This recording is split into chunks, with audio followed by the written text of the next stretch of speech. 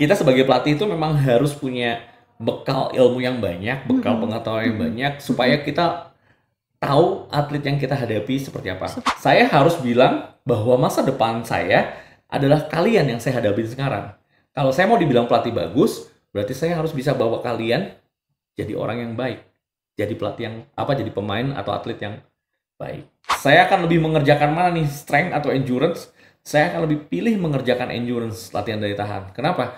Karena latihan daya tahan itu lama. Orang rata-rata nge-push di usia dini. Iya kan? Nah, kalau kita berhitung secara ekonomi, apa sih yang didapat kalau kita push anak itu juara di usia dini? Seorang pelari maraton, kalau mereka memang terlatih, maraton itu kan jenis olahraganya kan aerobik atau endurance. Jadi nadinya tuh harus rendah.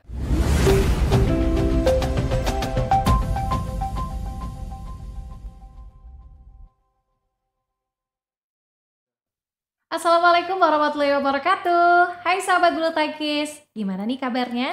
Semoga baik-baik aja ya. Selamat datang kembali di podcast PBSI Kabupaten Malang. Podcast di mana kamu bisa mendengarkan banyak sekali hal-hal menarik, khususnya seputar olahraga bulu tangkis. Dan tak lupa dong, program-program unggulan dari PBSI Kabupaten Malang dalam mendorong terwujudnya Malang Melintang Prestasi Gemilang. Bersama saya Taris selaku host di sini. Kali ini kita kedatangan bintang tamu spesial banget, yakni Mas Felix selaku konsultan fisik di Puslat Kabupaten Malang ini. Wah, ini tuh luar biasa banget karena Mas Felix ini punya banyak pengalaman pelatih baik di tingkat regional maupun nasional loh. Dimulai dari Februari 2002 sampai Januari 2023 beliau ini aktif menjadi pelatih pelatnas. Wah, nggak kaleng-kaleng nggak sih? Beliau ini juga punya pengalaman lain, yakni di tahun 2004 sampai 2010 melatih ya di Satria Muda Britama dan double latihannya, yaitu menghandle basket dan juga bulu tangkis. Wah, pastinya ini nanti bakalan menjadi obrolan yang seru ya, karena beliau ini benar-benar punya pengalaman yang gak kaleng-kaleng dan profesional khususnya di bidang bulu tangkis. Maka dari itu langsung aja kita sapa beliau ya. Assalamualaikum, selamat sore Mas Felix. Gimana nih kabarnya Mas Felix? Dan baik. Alhamdulillah baik ya, oke. Gimana nih Mas, katanya ini kesibukannya ngelatih di Pelat Prof juga ya? Iya. Oke, berarti lumayan hektik ya? Ya lumayan padat setelah menyelesaikan di Platnas, ternyata kembali ke Jawa Timur karena kebetulan istri saya orang Malang. Oh, I see. Jadi saya kembali ke Jawa Timur untuk dekat dengan keluarga, terus kemudian PBS Jawa Timur butuh pelatih fisik dan konsultan, saya berada di sana. Terus kemudian ternyata juga di Kabupaten Malang ada pemusatan latihan juga. Betul. Kemudian dimintain tolong untuk latihan fisik seperti apa gitu dan segala macamnya. Jadi ya saya mendampingi pelatih-pelatih untuk memberikan cara untuk latihan Advice ya. fisik seperti apa. Oke. Berarti memang di Puslat Cup ini memang bukan sebagai pelatih tapi lebih ke konsultan fisiknya itu ya, kayak program-program latihannya itu seperti apa begitu ya. Oke, ini pasti luar biasa sekali ya. Pasti beruntung banget nih atlet-atlet di Kabupaten Malang. Semoga bisa membantu. Karena sudah mulai dari pelatnas ya, terus juga di pelat prof juga. Berarti ini bolak-balik Malang Surabaya ya? Ya, bolak-balik Malang Surabaya. Oke, tapi tetap semangat ya. Oke, nah Mas Felix, kira-kira gimana sih first impressionnya Mas Felix terlebih dahulu dalam menjadi konsultan dari Puslat Cup ini? Buat saya ini juga satu pengalaman baru karena mungkin saya terbiasa untuk pegang atlet nasional dan atlet profesional karena saya juga istilahnya dari 2004 itu sudah bantu juga di tim-tim basket profesional seperti tadi dibilang ada Satria Muda Britama, ada Garuda, terus ada Prawira Bandung dan 2013 sampai 2015 sebenarnya saya juga bantu di Malang juga di Bima Sakti Malang. Oke. Ya, jadi terus terakhir saya ada di tim EVOS Thunder Bogor. Jadi saya begitu lulus kuliah, kebetulan saya kuliah di Indonesian Sport Academy. Itu memang ketertarikan saya untuk di bidang fisik itu memang tinggi, sehingga saya mencoba untuk konsentrasi penuh. Terus di 2002 saya istilahnya diperbantukan untuk bantu pelatnas bulu tangkis. Nah, kemudian ya saya mencoba, akhirnya tanpa sadar sudah 21 tahun. Wow, mengabdi di dunia olahraga ya, Ya, khususnya bulu tangkis. 21 tahun, tapi terus sekarang akhirnya mungkin terpaksa harus memilih keluarga. Jadi saya harus lebih dekat sama istri dan anak saya, karena juga anak saya masih usia 8 tahun. Lucu-lucunya ya. Ya, butuh pendampingan Peran ayah ya. peran ayah supaya dia tidak fatherless. Oke. Karena kenapa saya ngomong ini? Karena ini juga terjadi sebenarnya. Saya baru tahu begitu saya terjun di pembinaan usia dini ini. Oke, Jadi, baru di Kabupaten Malang ini ya? Kabupaten Malang, terus juga di Platprof, terus juga kemarin sempat saya juga jadi konsultan di Jarum, di Jarum Kudus, kebetulan waktu itu saya. Nah, Problemnya itu seperti apa nih? problemnya ternyata fatherless cukup tinggi. Oke. Fatherless itu bukan berarti mereka tidak punya ayah ya. Ada ayah, tapi sosok ayahnya, perannya ini tidak ada atau tidak hadir, gitu. Karena dari ayah itu belajar mandiri, dari ayah itu belajar memutuskan sesuatu. Terus dari ayah itu punya sikap, belajar punya sikap. Dari ayah belajar disiplin. Nah, itu tidak akan mereka peroleh karena mereka yaitu tidak punya sosok ayah gitu. Karena kenapa ini dibicarakan? Ini juga bersangkut pautan dengan latihan. Akhirnya kena impact juga ya pastinya ya. Terutama juga impact latihan, terus kemudian juga impact pertandingan. Gitu. Karena latihan itu kan sebenarnya proses ya. Betul. Dan kalau orang tanpa orang sadari, tanpa orang istilahnya tahu dan mengerti, latihan itu kan sebenarnya tempatnya salah. Latihan itu tempatnya kita belajar, mengasah dari yang tidak bisa jadi bisa. Terus dari yang tadinya kita tidak mampu jadi mampu. Gitu loh. Nah, tapi karena apa ya? Ketidakhadiran ayah, adanya problem ini. Nah, ada problem ini, proses itu tidak akan bisa berjalan dengan baik. Mulus.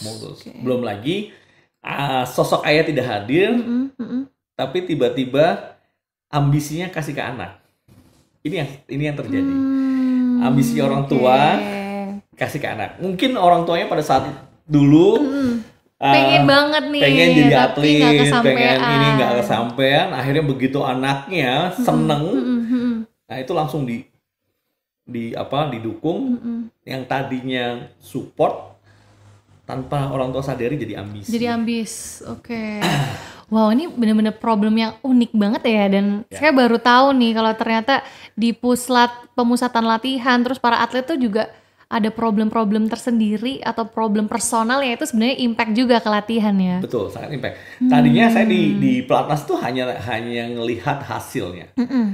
Jadi hanya ngelihat hasilnya, misalnya ada anak pelatnas pada saat itu ayahnya sudah pensiun nih. Ayahnya sudah pensiun, kemudian mau deketin. Kebetulan orang luar, terus mau sering datang gitu. Anaknya risih. Anaknya sih, kenapa nih sih? Dulu saya kecil nggak pernah gitu kan. Nah, maksudnya terus akhirnya, terus ada yang terlalu dikekang segala macamnya, sampai masuk di pelatnas. Tapi begitu di pelatnas, dia nggak berani ambil keputusan. Dalam bermain pun sama, tidak berani ambil resiko karena biasanya sering dituntun sama orang tuanya. Wow, berarti peran pelatih itu sampai ke kondisi psikologis ya Ya. dari para atlet ya sampai ngaruh ke kayak gitu. Wah ini benar-benar luar biasa sekali sih. Berarti memang untuk konsultan di Puslat Kabupaten Malang tuh juga Mas Felix memberikan advice terkait hal tersebut ya? Atau Ya, gimana? betul. Karena kan di Platnas ini sendiri, ya mungkin kalau kita bicara timnas, pasti timnas sendiri itu berevolusi, berkembang terus untuk menjadi lebih baik. Karena kayak kita juga punya tim psikolog. Gitu kan, kita punya tim psikolog, punya tim ahli gizi sendiri. Terus dokternya juga kita bukan Iya, dokter, betul. bukan dokter umum. Dokter kita ini dokter spesialis olahraga. Karena nanti ada kondisi-kondisi yang dokter umum melihat itu tidak normal, tapi sebenarnya kalau dilihat sama dokter spesialis olahraga itu normal. Kayak misalnya, ketika kita latihan, otomatis ada satu kondisi jantung itu membesar. Tapi kalau dokter umum melihat itu adalah sesuatu yang tidak baik. Oke. Tapi kalau dokter spesialis olahraga, dia akan lihat riwayat latihan dan segala macamnya, bahwa itu adalah wajar. Gitu loh. Wow. Karena nanti mungkin bisa dilihat juga VO2 max-nya berapa. Oh, kalau ternyata VO2 max ini ini wajar pembesaran seperti ini karena VO2 max-nya sudah mencapai angka tertentu. Kayak seperti itu gitu. Wow, berarti memang memahami para atlet itu benar-benar kompleks banget ya, Iya, Mas Felix ya. Betul. Dan disinilah Mas Felix hadir untuk bisa memberikan edukasi dan pengetahuan terkait hal itu. Wah ini luar biasa banget sih. Keren ilmu baru ya buat saya sampai oh iya nggak kepikiran ya. Saya kira tuh kayak ya udah latihan aja gitu ya. Yang penting improve, yang penting dapat medali gitu. Ternyata lebih dari itu ya. Oke. Nah Mas Felix, kalau tadi ngobrolin soal kondisi psikologis yang memang itu akan impact di latihan. Kalau di atletnya yang sekarang ada di Puslat Cup sendiri itu menurut Mas Felix seperti apa? Dan apa solusi yang Mas Felix berikan apabila ada problema-problema psikologis yang memang itu nantinya akan berdampak di latihan fisik gitu? Sementara ini sih kita lihat ya kalau di yang ada di kita sekarang itu problemanya ya seperti yang saya bilang tadi. Banyak anak-anak yang jadi ambisi orang tua. Itu. Terus kemudian juga yang mereka ada yang berani ngomong ke saya langsung, ada yang tidak. Jadi kalau saya menyarankan memang kita butuh psikolog olahraga sebenarnya. Tapi kalau memang tidak ada psikolog olahraga, paling tidak psikolog anak. Jadi nanti dari psikolog itu kita tahu apa yang harus kita ambil tindakannya, terus ambil kan anak itu bisa dibilang kayak latihan beralasan, ya kan? Tapi kita lihat dulu alasannya ini apa. Karena di balik alasan ini kan pasti mereka punya sesuatu yang ya banyak hal lah. Bisa saja ketakutan mereka, bisa juga kecemasan karena orang tua pressure-nya kasih tinggi dan segala macamnya. Malah yang saya tahu sih di Platprof dan di kita ini justru beban terberatnya tuh bukan di pelatih dan atletnya yang menaungi ya, tapi lebih ke orang tua sih. Oke, mungkin karena dari daerah jadi pingin banget anaknya bisa shining gitu mungkin ya? Ini terjadi juga semuanya di kota. Oh gitu. Di Jakarta pun sama terjadi juga. Bahkan juga ada begitu boomingnya maraton, terus kemudian mereka bisa maraton, orang-orang merasa kayak mereka seolah-olah jadi atlet dan mereka seolah-olah bisa menjudge bahwa wah kurang kuat loh latihannya atau kurang ini segala macam, padahal mereka lupanya begini, kalau mereka memang terlatih seorang pelari maraton, kalau mereka memang terlatih, maraton itu kan jenis olahraganya kan aerobik atau endurance, jadi nadinya tuh harus rendah. Jadi kalau mereka memang terlatih, bagaimana mereka punya kecepatan yang konstan tapi nadi mereka rendah.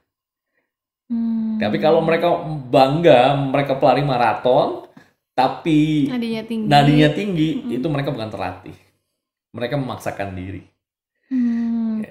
Jadi Maksudnya menjadi seorang pelatih seorang atlet itu tidak mudah.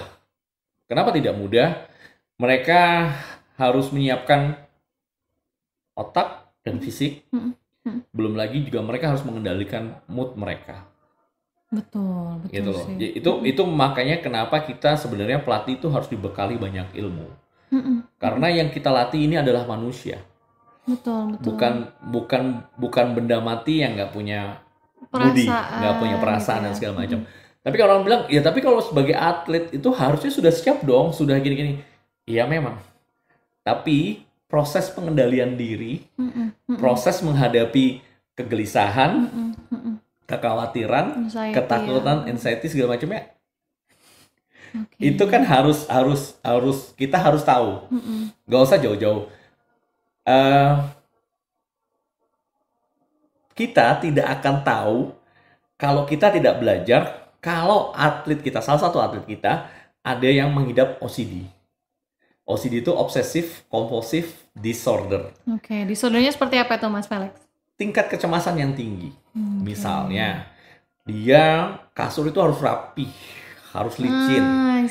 Nah, begitu dia tinggal di asrama, yang bareng-bareng, bareng-bareng segala macamnya, terus kemudian kasurnya udah licin, sudah rapi, terus temennya tiduran segala macamnya gitu. Padahal orang OCD duduk di tempat tidur, dia harus pakai pakaian bersih. Betul.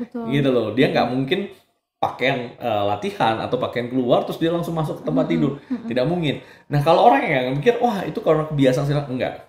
Karena kalau OCD itu penanganannya bukan sama psikolog. OCD itu penanganannya sama psikiater. Karena apa? Harus ada treatment yang dilakukan, harus ada obat yang diberikan. Karena obsessive compulsive disorder itu bukan perilaku, tapi ada perintah otak. Jadi ada di otak tuh ada sesuatu yang membuat orang itu harus melakukan berulang-ulang. Kayak misalnya kunci pintu. Tadi udah kunci belum ya? Terus dia bisa balik lagi. Saya punya teman, dulu dia mantan atlet di Platnas, terus kemudian juga dia sempat ngelatih di Jepang. Dia bilang waktu di Jepang dia ngelatih itu, dia itu akan berangkat ngelatih itu 3 jam sebelum latihan. Wow, karena ini ya ketakutannya dia ya. Dia bisa bolak-balik stasiun rumah untuk mengecek apakah dia sudah kunci rumah itu atau benar. Belum.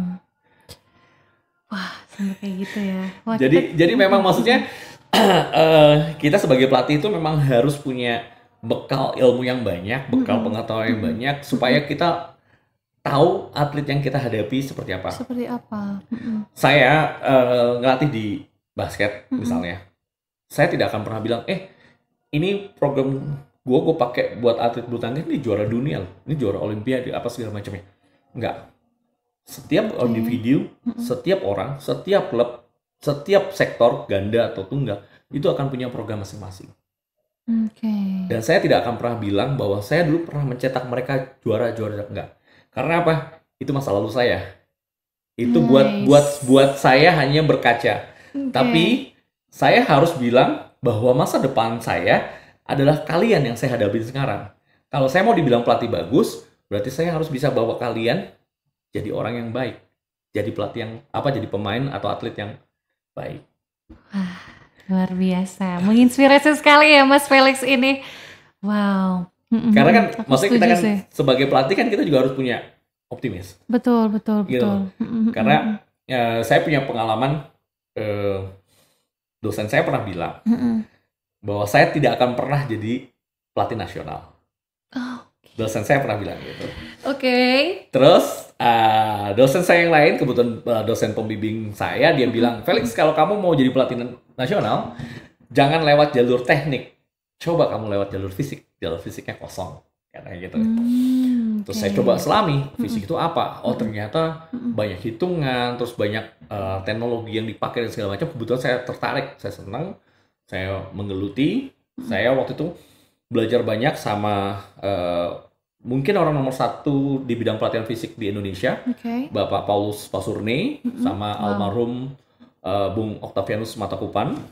Bung Octavianus ini juga yang bawa tim Kopassus naik ke puncak Everest. Terus Pak Paulus ini mungkin sudah usianya sudah lanjut. Tapi memang beliau benar-benar yang memperkenalkan saya bahwa jadi pelatih fisik atau latihan fisik itu asik loh dan menyenangkan gitu. Akhirnya juga sampai Akhirnya sekarang ya. terjun sampai sekarang dan kemudian sekarang ya karena lebih fokus ke keluarga, jadi saya memutuskan untuk menjadi konsultan saja, tidak pure 100% untuk kembali melatih. Sebenarnya sih kalau ada satu keinginan lainnya, cuman keinginan saya ini mungkin agak susah di Indonesia karena mungkin buat di Indonesia itu kurang familiar. Apa tapi tuh? saya sebenarnya lebih senang ke research and development. Saya lebih senang ke lab, ya kan, lebih senang kayak misalnya sebenarnya yang real dibutuhkan sama bulu tangkis tuh VO2 max-nya seberapa sih? Analyze things ya. Ya. Oke. Terus Terlihat sih. jadi apa namanya, data-data yang kita punya itu nanti kita report ke pelatih-pelatih mungkin yang ada di national team, terus juga pelatih-pelatih yang mungkin ada di daerah-daerah segala macam. Karena Indonesia ini jujur sebenarnya kalau boleh saya bilang, saya begitu saya turun saya agak keprihatinan. Sebenarnya tinggal tunggu waktu. Orang Indonesia ini bisa lama-lama agak sulit berprestasi karena pembinaannya kurang baik. Di pembinaannya ini yang kurang baik. Di pembinaannya ini yang harus duduk bareng. Apakah kita benar-benar mau melakukan pembinaan atau apakah kita hanya mau euforia sementara gitu loh. Karena begini, orang rata-rata nge-push di usia dini, ya kan? Nah, kalau kita berhitung secara ekonomi, apa sih yang didapat kalau kita push anak itu juara di usia dini? Selembar kertas, kalaupun dapat uang berapa juta? Iya sih. Tapi kalau misalnya kita dampingi mereka untuk berproses, prosesnya tujuannya adalah kita menjadikan atlet dunia.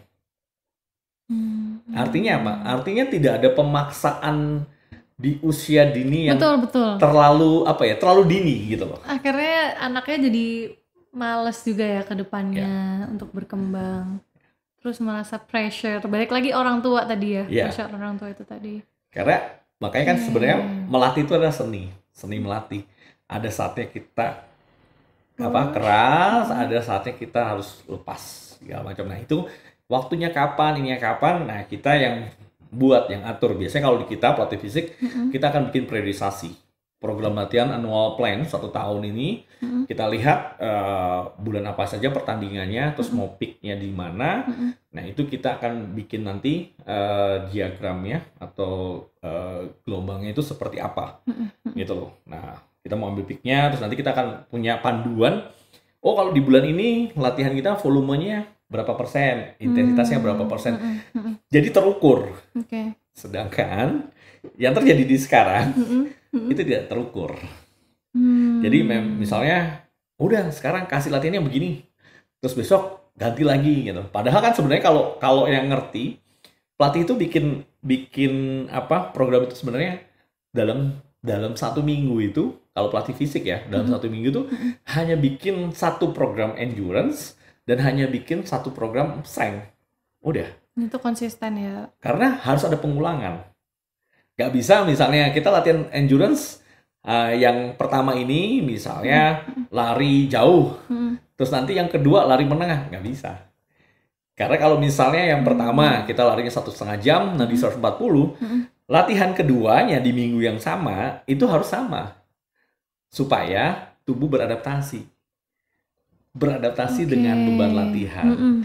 Jadi dia akan mememori.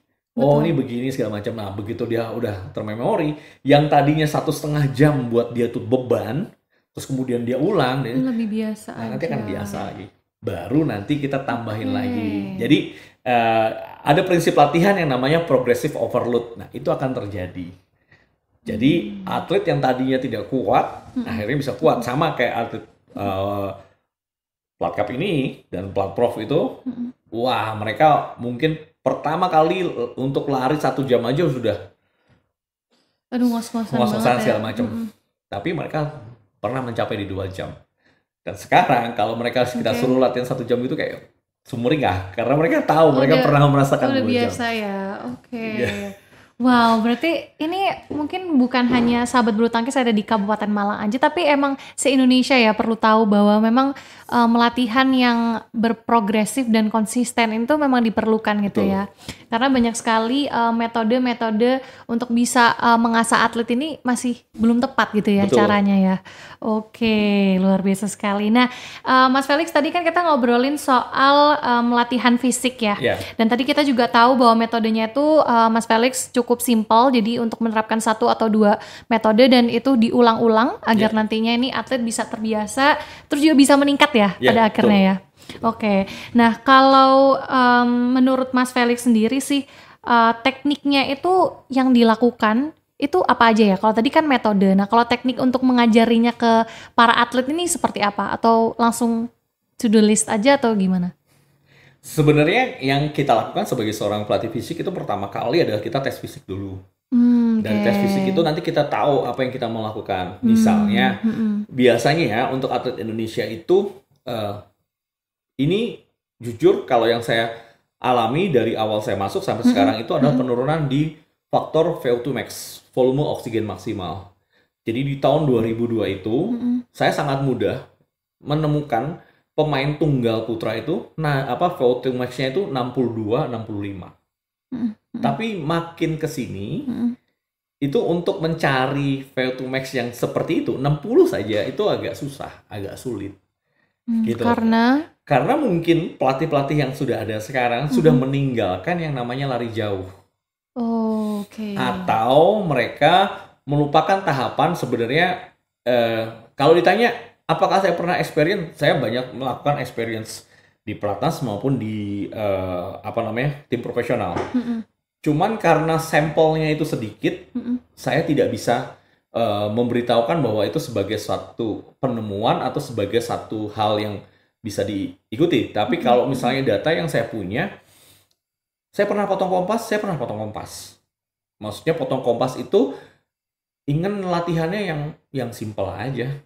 Kita nggak usah pakai urutan yang sudah saya belajar teorinya, saya coba. Misalnya yang paling gampang adalah menghilangkan latihan tahap pertama di latihan daya tahan. Latihan tahap pertama daya tahan itu adalah jogging dengan hanya nadi 140. Nah, itu kita mulai dari misalnya 40 menit sampai nanti target maksimalnya berapa. Nah, target maksimalnya itu dari mana? Dari biasanya durasi permainan yang dilakukan. Di tunggal berapa, di ganda berapa. Kemudian kita tambah berapa persen, itu akan jadi volume maksimal yang kita akan capai. Misalnya di tunggal itu ada permainan di 1 jam 15, 1 jam 30. Berarti kita boleh punya volume maksimal untuk latihannya itu di 2 jam. Jadi latihan pertama itu, minggu pertama itu nadi 140, itu 40 menit. Minggu kedua 50 menit. Minggu ketiga 60, minggu keempat 70, 80 sampai mencapai 2 jam, mencapai 120 menit. Makanya kalau saya ditanya, saya akan lebih mengerjakan mana nih, strength atau endurance? Saya akan lebih pilih mengerjakan endurance, latihan daya tahan. Kenapa? Karena latihan daya tahan itu lama. Butuh waktu 1 tahun untuk kita punya daya tahan yang bagus. Karena saya pernah coba itu juga di tim profesional, kebetulan di Satria Muda di tahun 2004 itu. Pelatih saya tanya, coach ini mau apa nih? Mau size atau mau bensin? Kasarnya gitu. Mau size tuh mau besarnya badan, mau bensin tuh VO2 max itu daya tahan. Coach yang bilang, bensin Lex. Oh, oke. Kebetulan waktu itu pelatihnya Victor Roring Gideon. Terus akhirnya saya kerjakan. Kita itu seminggu 3 kali track selama setahun. Jadi pada saat itu kita coba meningkatkan dan rata-rata anak basket di Satria Muda itu yang tadinya nggak 60, rata-rata 60, bahkan ada yang di 65. Gitu loh. Nah, sedangkan untuk bulu tangkis, hal itu sebenarnya hal yang lumrah di tahun itu. Di tahun 2004, 2002, 2004 tuh hal yang lumrah, mereka punya VO2 max tinggi. Tapi buat cabang lain, itu tidak hal yang lumrah. Tapi akhirnya di tahun 2004 itu, kita kalah di final dengan Aspak Jakarta. Tapi tahun berikutnya kita kan ngerjain size. Nah itu jadi pemain saya itu mereka besar, tapi mereka punya lari cepat dan bisa bertahan lama. Kita menguasai liga hampir sekitar 4-5 tahun. Gitu. Dengan kita istilahnya mengorbankan waktu 1 tahun untuk melatih daya tahan. Nah itu pernah potong kompas? Pernah saya coba melakukan potong kompas untuk tidak melakukan tahap pertama tadi. Langsung kena di 150-an gitu.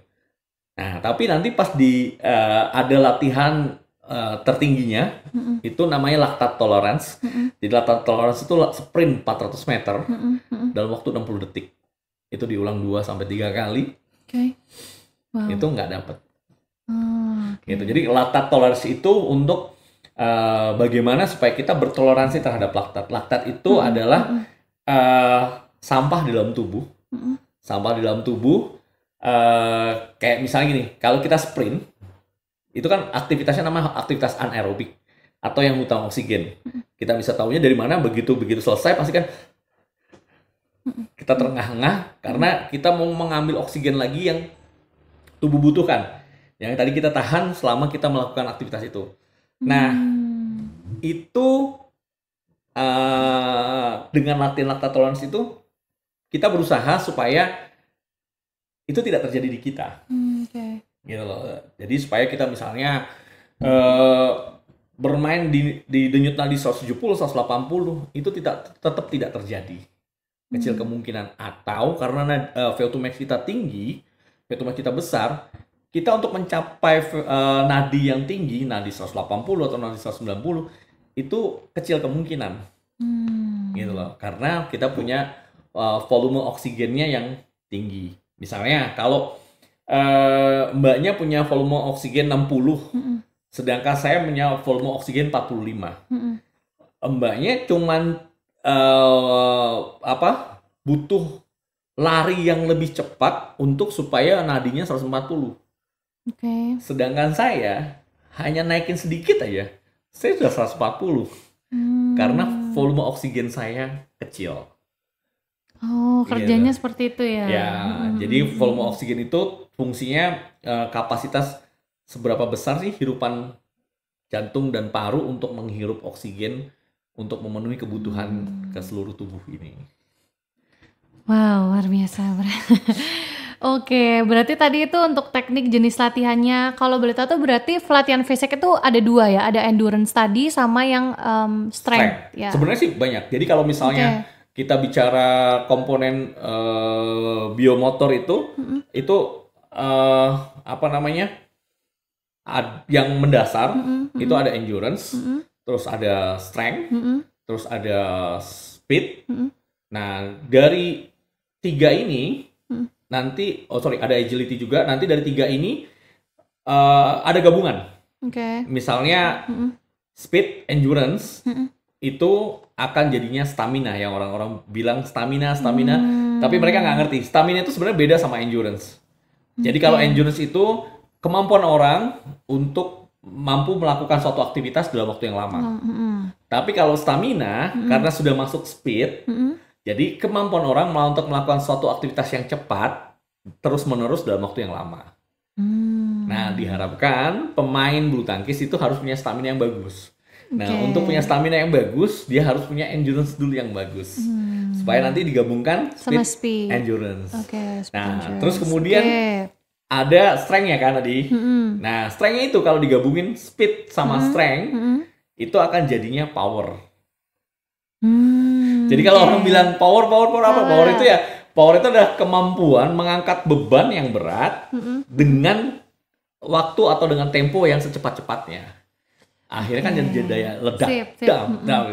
Terus sama kalau strength, endurance itu adalah jadinya daya tahan otot.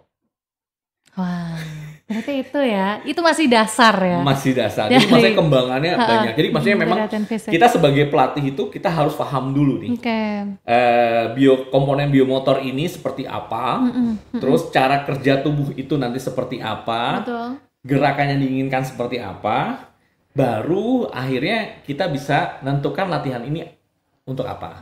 Karena gini, kebanyakan pelatih-pelatih, terutama pelatih-pelatih yang di daerah, mereka selalu berpikir, gue mau latih power nih, mau latih power. Oke, syarat untuk melatih power itu apa? Syarat melatih power itu adalah strength. Ya kan? Terus kemudian kalau kita bicara benar-benar power, itu kita harus ngelatih maksimum strength.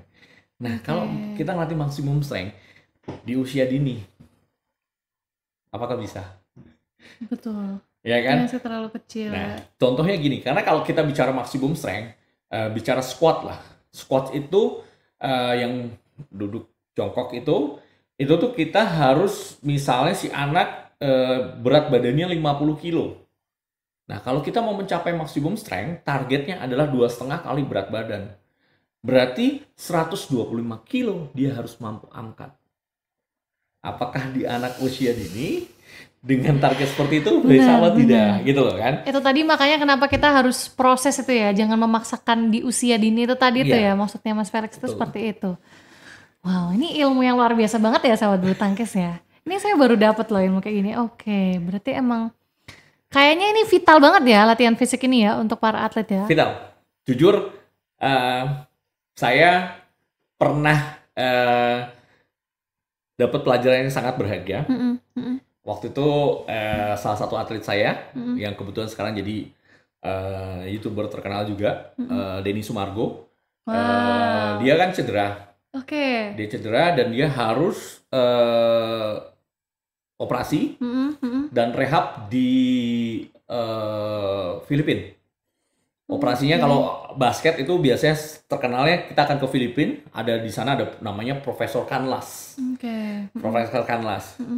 Tapi yang kita nggak tahu, ternyata Profesor Canlas itu adalah muridnya Profesor Nicholas yang orang Indonesia dan yang sekarang jadi dokter atau konsultannya PBSI. Gitu. Cuman kita baru tahunya juga, saya baru tahunya ya 5-10 tahun belakangan lah gitu loh. Karena pada saat itu begitu saya tahu Denny Sumargo itu cedera, terus kemudian dia kasih bahan-bahan untuk rehab, saya kemudian mempelajari bagaimana rehabilitasi untuk atlet yang cedera gitu, termasuk pasien pertama saya dan yang jadi kelinci percobaan itu adalah Gracia Poli. Oh, wow. Jadi mungkin kalau ini Gracia Poli, dia pasti akan selalu ingat apa yang kita lakukan, karena pada saat itu dia cedera bahu dan kita tidak punya alatnya untuk ini tangan. Jadi yang kita lakukan adalah sepeda statis yang kita punya sepeda statis Kaiser, itu kita balik. Kita balik, kemudian pedalnya itu kita pakai untuk latihan bahunya dia. Gitu. Setelah beberapa tahun baru PPI Kon Menpora atau rumah sakit cedera olahraga di Cibubur itu baru punya alatnya. Makanya kalau saya sama Grace kalau ngelihat tangan itu kita suka ketawa sendiri karena kita melakukan istilahnya ya pencetus lah ya. Pencetus, tidak ada rotan akar pun jadilah kasarnya gitu. Betul. Oke, luar biasa sekali ya. Tadi kita ngobrol-ngobrol soal latihan fisik yang ternyata emang kompleks banget dan nggak banyak pelatih yang tahu terkait hal ini ya. Makanya itu juga akhirnya berdampak dengan performa atlet ini sendiri. Yang mungkin juga nantinya bisa berdampak fatal untuk prestasi para atlet juga ya. Jadi emang benar-benar harus paham detail gitu ya, dan kayaknya emang harus sekolah ya para pelatih-pelatih ini ya untuk bisa menciptakan atlet yang berprestasi gitu ya Mas Felix ya. Oke, nah Mas Felix, tadi kan kita udah ngobrol soal teknisnya ya dari latihan fisik, sedikit dari banyaknya latihan fisik, maksudnya kayak teorinya seperti apa. Nah, terus penasaran nih, kira-kira manfaat apa aja sih yang bisa kita dapat dari latihan fisik ini tadi? Kan tadi kita udah ngobrol memang itu tuh membangun strength-nya para atlet, terus juga ketahanan. Terus apakah mungkin ada manfaat-manfaat lain nih yang tadi belum Mas Felix sampaikan? Sebenarnya gini, saya juga beradaptasi di timnas itu bukan waktu yang sebentar. Karena pada saat itu juga pelatih-pelatih yang ada di sana, pelatih senior juga lebih percaya kalau mereka mematangkan teknik mereka, mereka akan bisa lebih baik lah. Tidak usah ada fisik segala macamnya. Tapi berkembangnya waktu dengan kemampuan teknik yang sama, akhirnya adu fisik. Gitu lah. Adu kemampuan fisik. Ada kemampuan fisik itu akan banyak hal yang mencakup. Kalau kita udah bicara di lapangan, memang kita nggak bisa bilang bahwa fisiknya kurang nih, tekniknya kurang nggak. Karena kalau ketika kita bicara di lapangan tentang hasil, banyak komponen yang akan jadi evaluasi. Nggak bisa cuma satu komponen yang kita evaluasi. Karena ada teknik, ada fisik, ada taktik, ada juga mental. Belum kompleks lagi, ya? Kompleks. Belum lagi kalau kita mau bicara ke tingkat nasional atau ke tingkat dunia, kita akan harus berbicara gizi. Berapa jam sebelum pertandingan, apa yang kita makan? Betul. Gitu loh. Berapa menit sebelum kita bertandingin, apa yang kita konsumsi? Sedetail itu ya? Sedetail itu. Gitu.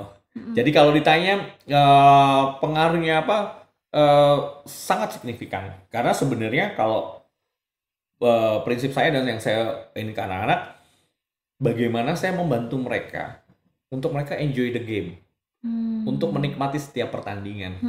Kenapa saya bilang ini proses? Karena begini, saat ini orang merogoh kocek untuk nonton Indonesia Open, untuk nonton misalnya di luar All England, untuk nonton sekarang yang nanti akan berhelat adalah Olimpiade.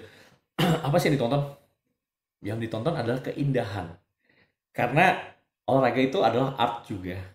Gitu. Jangan sampai kita hanya mikirin menang kalah, tapi kita tidak bisa menampilkan sesuatu keindahan. Betul. Performance-nya ya. Performance-nya. Jadi saya mencoba membantu atlet untuk mereka bisa enjoy the game, menikmati setiap pertandingannya. Nah, ketika mereka sudah bisa mengatasi non-teknisnya, nah berarti fisik itu akan sangat berperan untuk membantu mereka. Gitu. Jadi kejadian yang lucu ini ada satu kilas balik yang akhirnya teman-teman dan juga pelatih-pelatih di pelatnas itu memang akhirnya berpikir bahwa ya fisik itu memang perlu untuk mendukung mereka. Itu di Asian Games 2010 Guangzhou. Waktu itu ada ganda putra kita masih almarhum Markis Kido bersama Hendra Setiawan ini itu bermain. Tapi mereka sebelum mereka datang ke Guangzhou itu mereka habis pertandingan dari Eropa. Mereka datang ke Guangzhou, terus kemudian waktu itu pelatihnya Pak Sigit Pamungkas, dia bilang, tolong dicek anak-anak. Terus kemudian dicek, terus kemudian saya coba mereka untuk sprint 20 meter. Sprint 20 meter, nadinya mereka tinggi. 1 menit itu hanya turun 5 poin. 2 menit itu hanya turun sekitar 9 poin. 3 menit itu hanya turun sekitar 12 atau 15 poin gitu. Nah, saya report ke head coach bahwa coach kondisi ini nggak oke, nggak bagus. Saya bilang gitu. Nah, tapi untungnya pada saat itu kita terbiasa saling berdiskusi dan kasih masukan. Beliau tanya, terus apa yang bisa lakuin? Tempo permainannya. Diperlambat tempo permainannya. Jadi tempo permainannya jangan buat cepat. Karena kalau buat cepat tempo permainan pasti nadinya langsung tinggi. Nah, kalau nadinya tinggi, recovery-nya mereka lambat. Nah, nanti laktat mereka tercipta, akhirnya mereka gampang ngeram. Akhirnya mereka menurunkan tempo permainan sampai final. Dan akhirnya kita medali emas Asian Games. Berarti emang sepenting itu dan sekrusial itu ya latihan fisik. Karena memang kalau Taris lihat ini sebagai fondasinya para atlet ini sendiri ya. Untuk bisa mencapai prestasi gitu ya. Karena dengan ketahanan lalu juga kecepatan yang dia latih konsisten gitu ya dari latihan fisik itu akhirnya juga bisa membangkitkan yang lainnya gitu ya. Saya kayak bisa improve yang lainnya. Oke, luar biasa sekali. Nggak kerasa nih ya, Mas Felix, tadi kita udah berbincang-bincang banyak banget soal ini ya, latihan fisik gitu ya. Pastinya ada banyak banget hal yang bisa kita obrolin mungkin nanti di next session gitu ya Mas ya. Tapi sebelum itu mungkin bisa dong Mas Felix memberikan gambaran gitu ya perkembangannya dari siswa-siswa nih, atlet-atlet yang ada di Puslat ini seperti apa, dan juga harapannya Mas Felix ke depan untuk atlet-atlet Puslat Cup ini sendiri. Yang saya saat ini memang konsen ke mereka adalah membantu mereka untuk mereka punya VO2 max yang jauh lebih baik. Memang kita baru beberapa bulan memulai. Kalau bicara di VO2 max, kita tidak bisa istilahnya masih memang terlalu prematur untuk mengambil kesimpulan bahwa mereka improve. Betul. Tapi mereka memang sudah jauh lebih baik, termasuk motivasi, karena kan kalau latihan fisik itu, terutama lari jauh itu, kita bukan hanya dapat fisik, tapi kita juga dapat latihan mental, karena mereka akan punya kesempatan banyak untuk berbicara dengan diri sendiri, dan mereka berusaha untuk mengalahkan diri sendiri. Jadi kalau saya punya harapan, saya sangat yakin dan sangat percaya bahwa di Kabupaten Malang atau juga di PBSI Jawa Timur ini itu akan ada generasi yang luar biasa. Karena memang yang saya tahu dari tahun 2002 itu sampai terakhir itu tuh, dulu tuh Jawa Timur selalu menyumbang pemain-pemain yang punya mental luar biasa, punya fisik yang juga kuat dan segala macamnya. Dan ini begitu saya kesini kok agak hal itu agak berkurang, agak turun. Dan mudah-mudahan maksudnya dengan kerjasama dengan pelatih, terus kemudian teman-teman yang lain, mungkin ada nanti psikolog atau ada gizi dan segala macamnya, itu akan membawa Jawa Timur ini bergaung kembali gitu. Makanya saya sangat senang membantu di kayak Puslap Prof, sekarang Puslap Cup, karena keinginan saya itu sangat besar bahwa saya sudah tahu di Platnas tuh kebutuhannya seperti apa. Nah sekarang saya juga tahu kalau di Platnas itu membutuhkan ini, dan saya mau support. Jadi saya mau kasarnya membantu teman-teman di Platnas supaya begitu mereka dapat nih, misalnya atlet yang saya naungi, mereka tidak harus memulai dari nol di Platnas. Karena selama ini yang kita lakukan, apalagi beberapa tahun belakangan ini, yang kita lakukan adalah kita mengulang latihan lagi dari nol. Karena mereka tidak punya teknik dasar yang baik gitu loh. Teknik dasar yang baik itu gimana? Teknik dasar baik itu bisa kita latih dengan running ABC. Jadi kembali lagi, kalau misalnya kita sebagai pelatih fisik, itu kita tahu bahwa induk dari cabang olahraga itu adalah atletik, maka kita akan banyak di awal-awal itu memakai latihan-latihan atletik. Salah satunya itu adalah latihan running ABC. Itu latihan untuk koordinasi gerak. Nah, karena anak sekarang koordinasi geraknya agak kurang bagus. Maksudnya koordinasi gerak itu adalah perintah otak ke seluruh tubuh terhadap pergerakan orang itu. Misalnya kalau kita lihat gerak jalan lah atau baris berbaris, kan harusnya kalau tangan kanan yang maju, kaki kiri yang maju. Iya nggak? Bagong gitu ya. Tapi kadang-kadang akhirnya tangan kanan yang maju, kaki kanan yang maju. Itu kan koordinasi gerak. Sebenarnya perintahnya tuh udah tahu. Nanti tangan kanan, kaki kiri ya. Kaki kiri kaki kanan, tangan kiri ya. Sudah tahu nih, tapi pelaksananya tidak bisa. Bukan bodoh, bukan, tapi itu adalah stimulus yang harus dilatih berulang-ulang supaya akhirnya perintah otak ke seluruh tubuh sesuai responnya.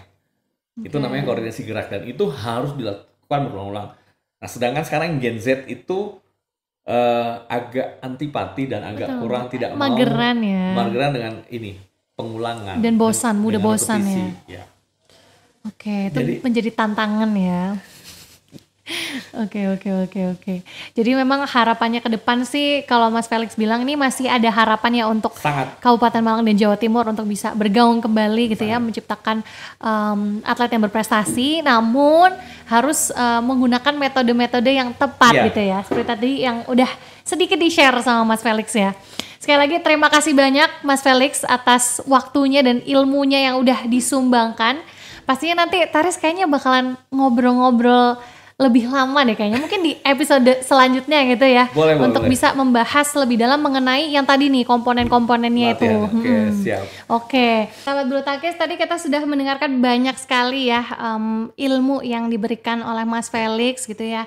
Dan pastinya mungkin nanti akan ada obrolan-obrolan di sesi selanjutnya gitu ya, untuk bisa mendapatkan ilmu lebih dalam lagi nih terkait latihan fisik itu sebenarnya komponen-komponennya itu seperti apa gitu ya.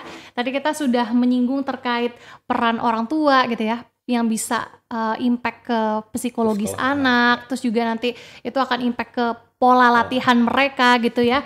Lalu juga tadi kita bisa menceritakan dan bisa tahu dari Mas Felix terkait problema-problema yang terjadi di lapangan itu seperti apa, mungkin orang tuanya yang terlalu ambisi gitu ya, ataupun juga karakter Gen Z yang mungkin mageran gitu ya.